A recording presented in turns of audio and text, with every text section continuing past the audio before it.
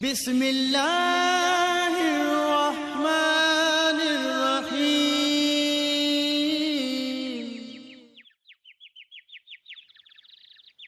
Bismillahirrahmanirrahim. Assalamualaikum warahmatullahi wabarakatuh. Bismillah, alhamdulillah, wassalatu wassalamu ala rasulillah Sayyidina Muhammadin ibni Abdillah wa ala alihi wa ashabihi wa man tabi'ahu wa mawala. Ashhadu an la ilaha illallah wahdahu la syarikalah wa ashhadu anna Sayyidina Muhammadan abduhu wa rasuluh la nabiyya ba'dah. Allahumma salli wa sallim wa barik ala Sayyidina Muhammad wa ala ali Sayyidina Muhammad. Qala rabbi israh li sadri wa yassir li amri wa hlul 'uqdatam min lisani yafqahu qawli, amma ba'du. Bersyukur kita kepada Allah dengan ucapan alhamdulillah. Berselawat kita kepada Rasulullah dengan ucapan Allahumma shalli ala Sayyidina Muhammad wa ala ali Sayyidina Muhammad. Yang sama-sama kita hormati para pengurus Dewan Kemakmuran Masjid Baitus Salam, para masyaikh, para kiai, para asatid, Pak RT, Pak RW, para sesepuh, orang tua kami. Mudah-mudahan semua yang hadir pada kesempatan kali ini dimuliakan oleh Allah Subhanahu wa taala. Nanti dipotong. Nah, hari ini saya sampaikan hadis sedikit saja, tak terlalu panjang. Ini tentang bagaimana kita tergugah untuk ke Palestina. Apa kata Rasulullah? La yazalu qalbul kabir. Tidak pernah bergeser hati orang tua syaban. Dia merasa muda. Orang tua berumur 70, 80, 90, dia cuma badannya saja yang keriput, dia cuma giginya yang copot, dia cuma matanya yang buram. Tapi hatinya, kata Rasulullah, la yazal. La yazal itu artinya masih, tidak bergeser. Kalau di Arab tuh, kalau ditanya Ustadz Nuruddin tuh masih ngisi kajian subuh di Masjidil Salam. Mazal, mazal, itu di Timur Tengah. Mazal tuh masih. Jadi yazal, tidak bergeser hati orang tua, syaban, selalu merasa muda. Ini hadisnya jangan pula untuk mengejat kakek-kakek atau nanti Ustadz Herul keluar di rumah tuh masih muda kan tuh, jangan pula. Untuk kita sendiri, kita ini juga akan tua pada saatnya. Itu Ustadz Herul. Dalam hal apa? Fisnata ini, dalam dua. Orang tua meskipun umurnya sudah lansia, tapi hatinya dia merasa muda. Dalam muda masalah apa? Fisnatain. Yang pertama, hubud dunia. Yang kedua, tulul amal. Bukan amal, tapi pakai alif. Cinta dunia dan tulul amal, panjang angan-angan. Panjang rencana. Banyak kali rencana. Macam-macam. Sudah punya motor satu, pengen motor dua. Sudah punya motor dua, pengen rumah besar. Punya rumah besar, pengen kapling. Terus begitu. Sudah punya bini satu, pengen dua, tiga, empat. Masya Allah, tabarakallah. Jadi kalau ditanya, atuk kan sudah tua, kenapa masih begini? Tak usah kaget, hadisnya ada. 1400 tahun lamanya Rasulullah sudah menyampaikan ke kita. Hubud dunia. Apa itu cinta dunia? Disampaikan Allah surat Al-Hadid ayat 20. Wa mal hayatud dunya illa mata'ul ghurur. Kehidupan dunia itu adalah tipu daya. Makanya Nabi Muhammad makanya Rasulullah Allah Subhanahu wa taala menyampaikan di situ bahwa dunia itu laibun walahwun, permainan.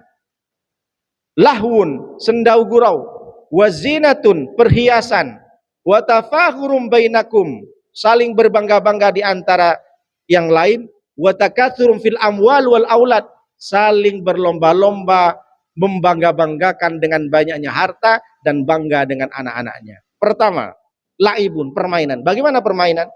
Kalau ada orang main misalkan gaple kartu, kemudian dia senang dengan permainannya, pada saatnya permainan itu akan selesai. Kenapa? Karena yang main semuanya capek.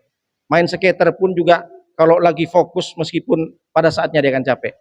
Ada yang capek, selama-lama capek, mati. Wah, ada main game, langsung mati. Makanya yang suka main skater jangan lama-lama takut mati. Jadi dunia itu adalah permainan, pada saatnya akan selesai. Walahun, sendau gurau. Bagaimana sendau gurau? Tertawalah orang itu di kafe, tertawalah di tempat ngopi, tekakak gigi, tekakak gigi. Tapi pada saatnya dia akan berhenti. Tidak selamanya dia akan tertawa, pasti dia akan capek, pulang ke rumah tidur. Wazinatun, dunia itu adalah perhiasan. Bagaimana perhiasan? Bangga orang tuh pakai emas, bangga orang tuh pakai HP yang mahal, pakai jam tangan, pakai aksesoris, pakai baju. Tapi pada saatnya ketika malam, dia sudah capek, dia lepaskan semua perhiasannya. Karena dia mau tidur.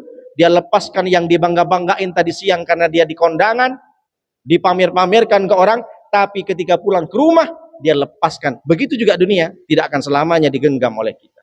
Wa tafakhurum bainakum, dengan dunia orang banyak berbangga, berlomba-lomba bangga, aku yang paling kaya, aku yang paling baik, aku yang paling ganteng, aku yang paling enak hidupnya karena aku tidak punya masalah, dan aku yang paling baik ekonominya, aku yang paling enak makanannya di rumah, aku yang paling lengkap furniture-nya karena aku punya kulkas, punya dispenser, punya mobil segalanya. Kasihan tetanggaku.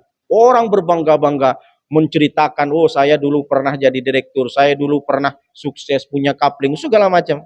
Itu dunia. Wa takatsurun fil amwal wal amlat, juga dia berbangga dengan anakku yang pertama dapat beasiswa, anakku yang kedua dia hafal Quran, anak terus berbangga memamerkan kepada orang, tapi pada saatnya dia akan sirna. Kenapa? Dia sendiri yang mati, meninggalkan dunia yang dia banggakan. Jadi tidak ada gunanya. Maka Rasulullah SAW menyampaikan dalam hadisnya, mengumpamakan, bahkan bersumpah Rasulullah, wallahi, demi Allah, mad dunya fil akhirati illa mithlu yaj'alu ahadukum isba'ahu fil yammi falyandur bima yarji. Kata Rasulullah, demi Allah, kalau dunia dibandingkan dengan akhirat, itu sama dengan kalian datang ke lautan, kau celupkan, kata Rasulullah, telunjukmu ke lautan, lalu kemudian kau angkat telunjuk itu, falyandur bima yarji. Apa yang tersisa di tangan jari ini, Pak? Setetes, dua tetes. Akhirat itu sama dengan samudra, lalu dunia itu sama halnya kau celupkan tanganmu, angkat, yang tersisa itulah dunia. Lebih luas akhirat. Dunia itu cuma setetes.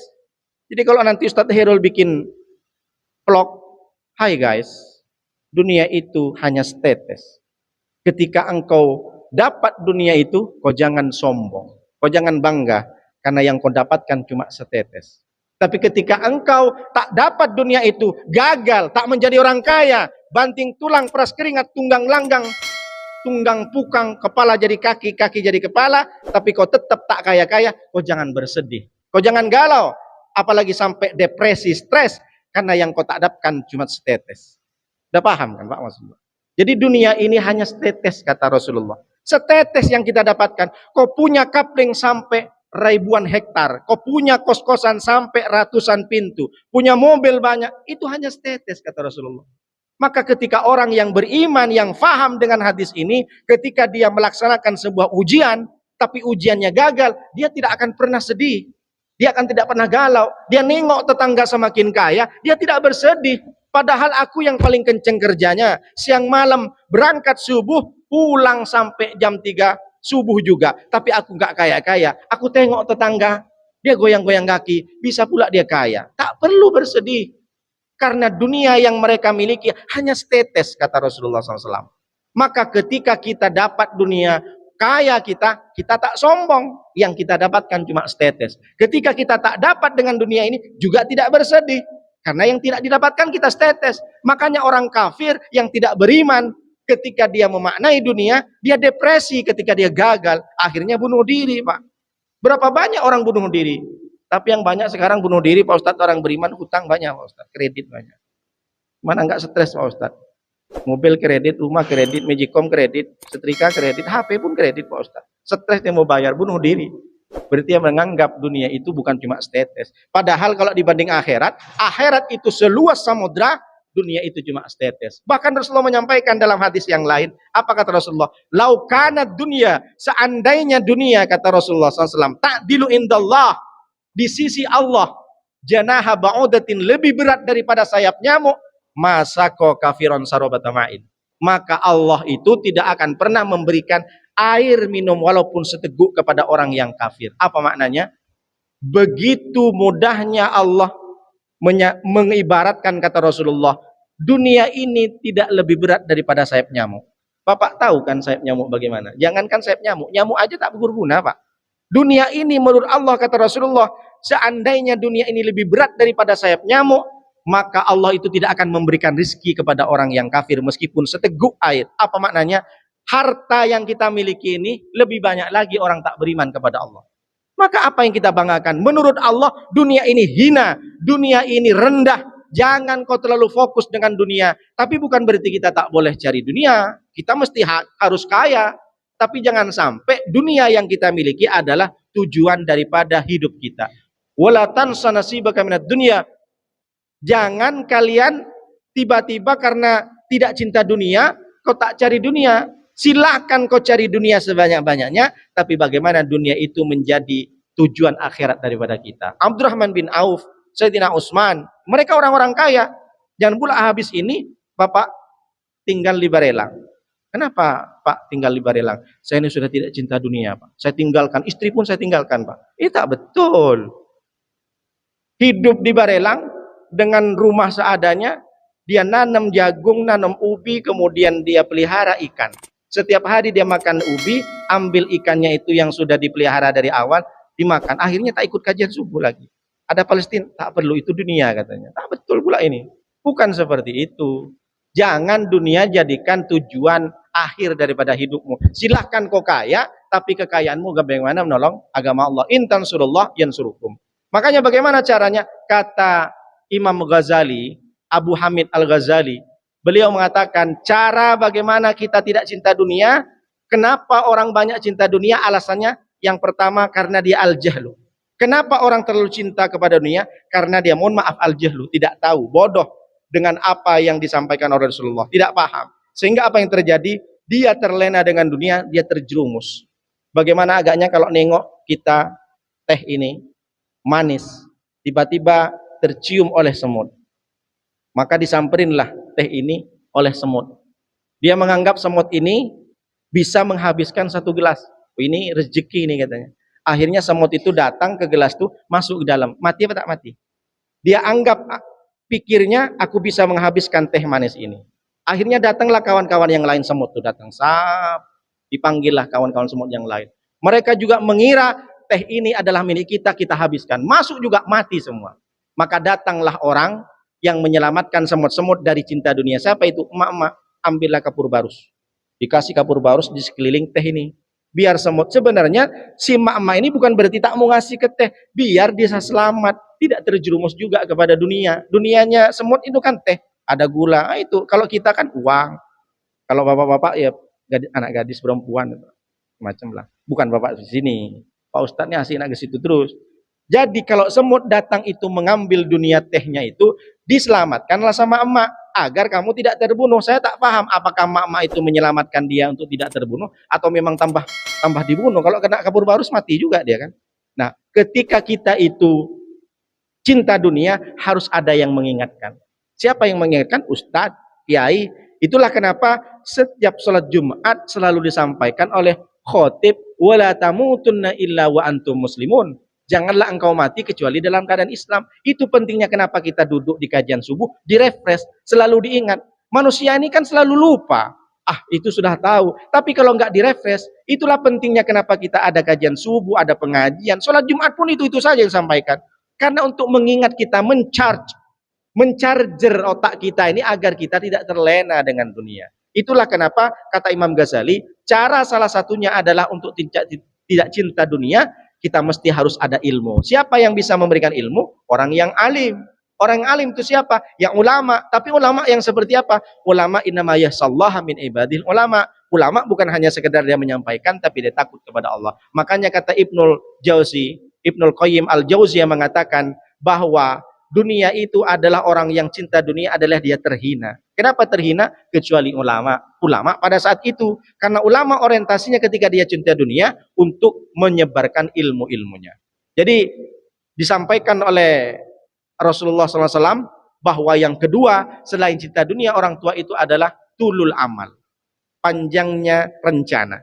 Rencana seperti apa? Rencana seperti tadi. Tidak pernah merasa puas, pengen 1, 2, 3, 4, semuanya pengen begini. Makanya Pak kita tak kaget ada orang tua yang sudah berumur sekitar 70-80. Kalau dari tenaga ini kan sudah habis Pak ya. Tapi dia masih mau nikah Pak sama anak gadis 17 tahun. Dicobalah Pak dia. Akhirnya karena dia nikah dengan anak gadis 17 tahun, diminumlah semua obat tuh Pak. Obat apa itu? Obat lintah itu kan. Biar kuat tahan lama katanya. Akhirnya diminum, meledak lah Pak. Kayak mana kalau motor cup itu? Motor cup tahun 70 diisi minyak pesawat. Meledak tak meledak? Tenaga kurang tapi nafsu besar. Jadi kalau ada seperti ini, kalau kita tengok di media sosial itu berapa banyak umur 70 melakukan pencabulan. Nauzubillah min dzalik. Ada kan, Pak? Ada anak SD, dia umur 70, kita nggak kaget, Pak. Rasulullah sudah menyampaikan. Kenapa? Karena dia selalu dalam hatinya menginginkan bagaimana saya merasa muda terus. Jadi tulul amal ini salah satunya adalah direm dengan iman. Iman ini bagaimana caranya? Yang tadi harus mencari ilmu lalu kemudian praktekkan. Praktekkan bagaimana direm dengan iman seperti ini. Makanya kita mesti harus tegak lurus, tidak boleh condong sana, condong sini. Makanya harta itu bahasa Arabnya adalah mal. Mal itu artinya condong.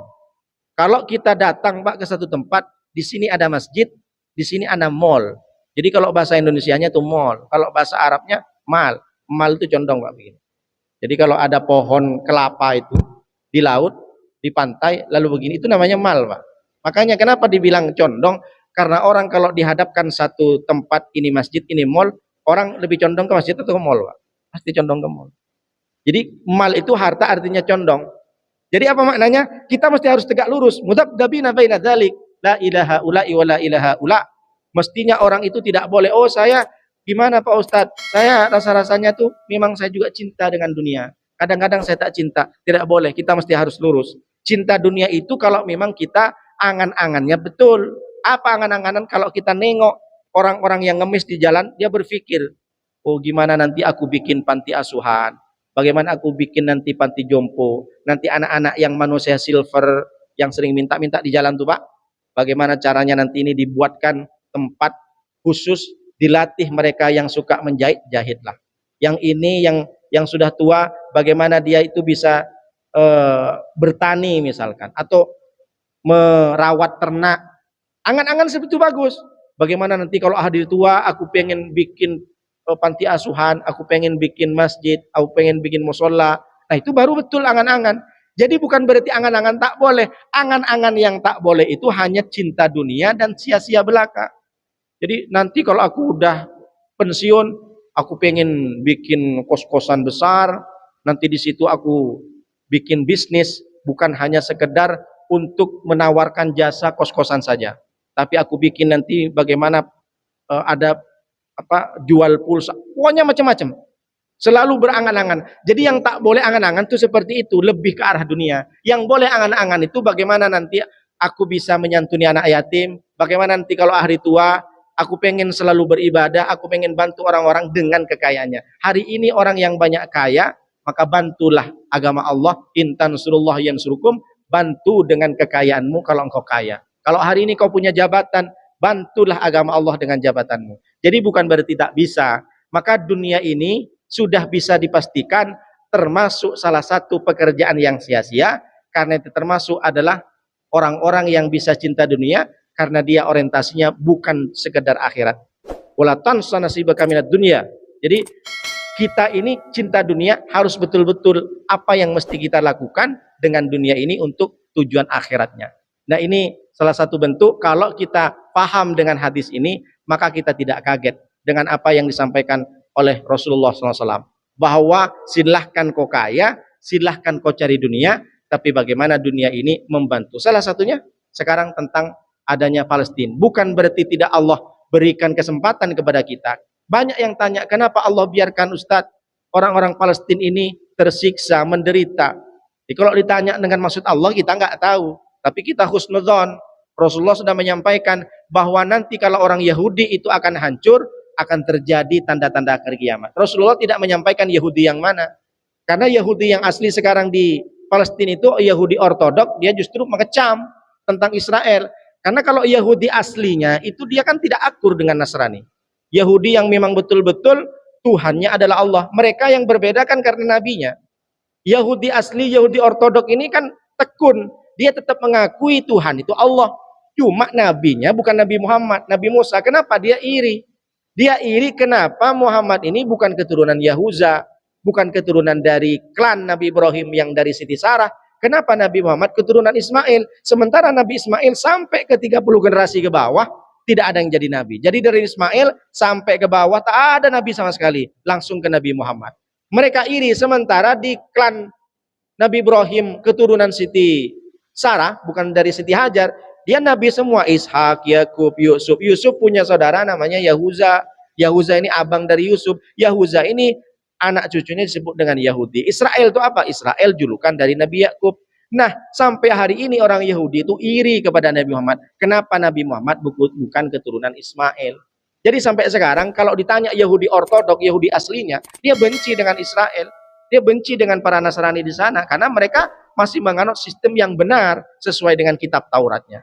Mudah-mudahan kita semua menjadi orang-orang yang peduli dengan Palestina. Kalau kita tidak bisa bantu dengan badan kita, dengan harta kita, dengan mencegah untuk tidak mengkonsumsi produk-produk Israel, tak perlu kita berkomentar dengan yang sinis. Tak perlu kita harus memberikan argumentasi karena itu akan lebih menyakitkan. Apalagi berbicara masalah Hamas, berbicara masalah Fatah. Kita bukan ranahnya di situ. Kita cuma tahu dari buku, bukan tahu dari langsung. Hamas dan Fatah meskipun menganggap orang teroris, tapi itulah bentuk pemuda-pemuda, orang-orang yang berjuang bagaimana Palestina itu bisa merdeka. Sekarang pertanyaannya, kenapa orang Arab itu tidak kompak untuk membalas kezaliman Israel? Kenapa seakan-akan diam? Kita tengok, orang Arab diam semua kan? Kenapa? Saya baru sadar di usia segini, ternyata orang-orang Arab, negara-negara Arab yang besar seperti Irak, Iran, kemudian termasuk Arab Saudi, dia kuat, banyak senjatanya, hartanya banyak. Kenapa tidak bantu Palestina? Karena mereka semua dijajah oleh Israel. Ya, kapan dijajah Pak Ustadz? Tak sadar mereka. Dijajah secara ekonomi, produk-produk Israel dengan mudah dikonsumsi oleh mereka. Mereka punya hubungan bilateral, punya hubungan politik yang baik. Sehingga kalau dia itu mendukung Palestina, dia takut nanti pisah dengan hubungan Israel. Padahal negara-negara non-Muslim, Bolivia, Chili, Venezuela sudah memutuskan hubungan kontrak dengan Israel. Itu baru benar. Justru negara Arab yang setiap hari dia sujud, dia diam saja Pak dengan pembantaian itu. Saya baru sadar ternyata dijajah oleh Israel. Kita juga dijajah. Gimana tak dijajah? Setiap hari kita beli McD, KFC, saya sebutkan aja. Enak, anak saya senang Pak Ustadz. Secara tidak langsung kita makan darahnya bayi Palestina. Maka kita boykot. MUI bukan tidak sembarang. Banyak ulama di situ. Haram kita mengkonsumsi itu. Tergantung Bapak Ibu. Silahkan. Anak saya suka sekali Pak Ustadz. Kalau tak makan KFC dia muntah Pak Ustadz. Terserahlah. Tapi setidaknya kita membeli produk-produk Israel, sama halnya kita meminum darah bayi yang diserang oleh Israel di Palestina. Na'udzubillah min dzalik. Mudah-mudahan kita berdoa orang-orang Palestina termasuk di Gaza bisa pulih kembali.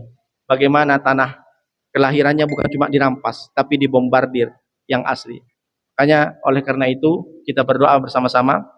Akhir daripada kajian ini, mudah-mudahan Allah memberikan pertolongan langsung kepada warga Palestina, Gaza. Saya tak sanggup Pak, disuruh sama kawan tuh postinglah Pak Ustadz tentang serangan. Saya tak bisa.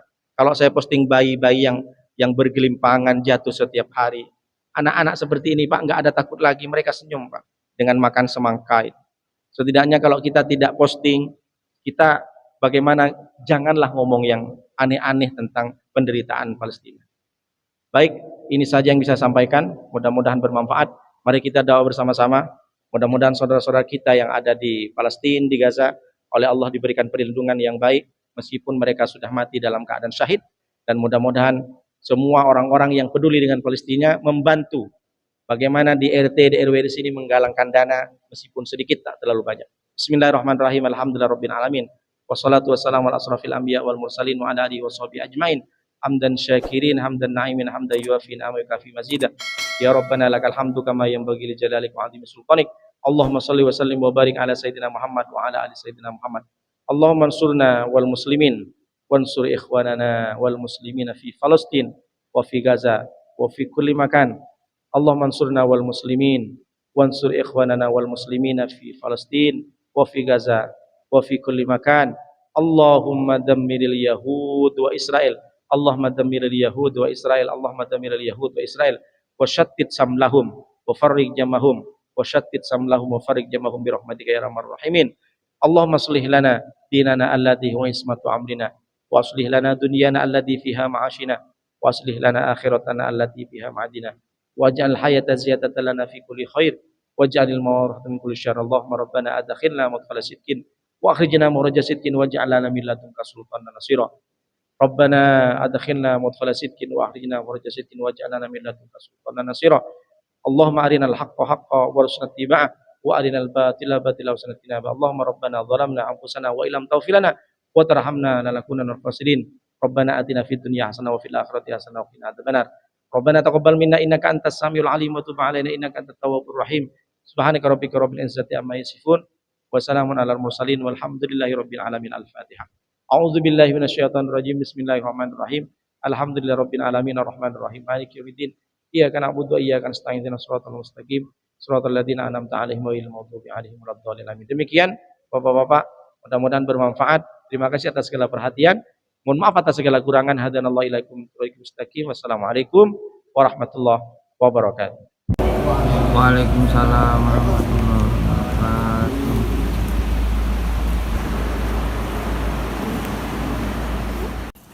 Banyak nih Pak. Full. Pak RT boleh diambil lagi Pak? Ini bukan.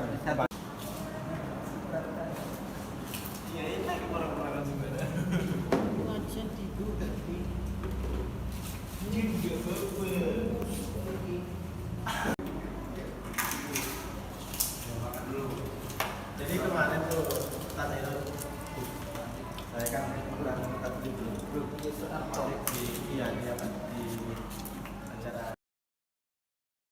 Sadaqallahul azim.